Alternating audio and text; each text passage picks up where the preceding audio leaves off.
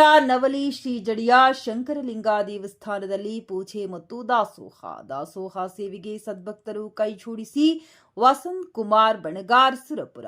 ಲಿಂಗಸೂರು ತಾಲೂಕಿನ ನವಲಿ ಗ್ರಾಮದ ಐತಿಹಾಸಿಕ ಪ್ರಸಿದ್ಧವಾದ ಸುಕ್ಷೇತ್ರ ಧಾರ್ಮಿಕ ಹಾಗೂ ಆಧ್ಯಾತ್ಮಿಕ ಕ್ಷೇತ್ರ ಸುಂದರ ಪರಿಸರದಲ್ಲಿ ಹಾಗೂ ಕೃಷ್ಣಾ ದಡದಲ್ಲಿ ಇರುವ ಸುಂದರವಾದ ದೇವಸ್ಥಾನ ಮತ್ತು ಪುಣ್ಯಕ್ಷೇತ್ರ ಜಡೆಯ ಶಂಕರಲಿಂಗ ದೇವಸ್ಥಾನ ಬಾದಾಮಿ ಅಮಾವಾಸ್ಯೆಯ ವಿಶೇಷ ಪೂಜೆ ಮತ್ತು ದಾಸೋಹ ಸೇವೆಯನ್ನ ಮಾಡಲಾಯಿತು.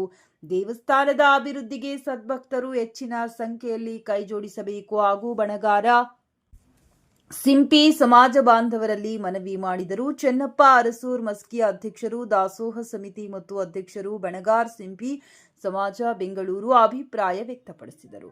ಸುಕ್ಷೇತ್ರ ನವಲಿ ಶ್ರೀ ಜಡಿಯ ಶಂಕರಲಿಂಗ ದೇವಸ್ಥಾನದಲ್ಲಿ ಬಾದಾಮಿ ಅಮಾವಾಸ್ಯೆ ವಿಶೇಷ ಪೂಜೆ ಮತ್ತು ದಾಸೋಹ ಕಾರ್ಯಕ್ರಮ ಮಾಡಲಾಯಿತು. ಬಾದಾಮಿ ಅಮಾವಾಸ್ಯೆ ದಾಸೋಹ ಸೇವೆಯನ್ನ ಶ್ರದ್ಧಾ ಭಕ್ತಿಯಿಂದ ಶ್ರೀಮತಿ ಲಕ್ಷ್ಮೀ ಮಂಜುನಾಥ್ ಹಂಪಗೋಳ ಅವರ ಕುಟುಂಬದವರು ದಾಸೋಹ ಸೇವೆ ಸಲ್ಲಿಸಿದರು. ಈ ಸಂದರ್ಭದಲ್ಲಿ ದಾಸೋಹ ಸಮಿತಿ ವತಿಯಿಂದ ಅವರನ್ನು ವಿಶೇಷವಾಗಿ ಸನ್ಮಾನಿಸಲಾಯಿತು.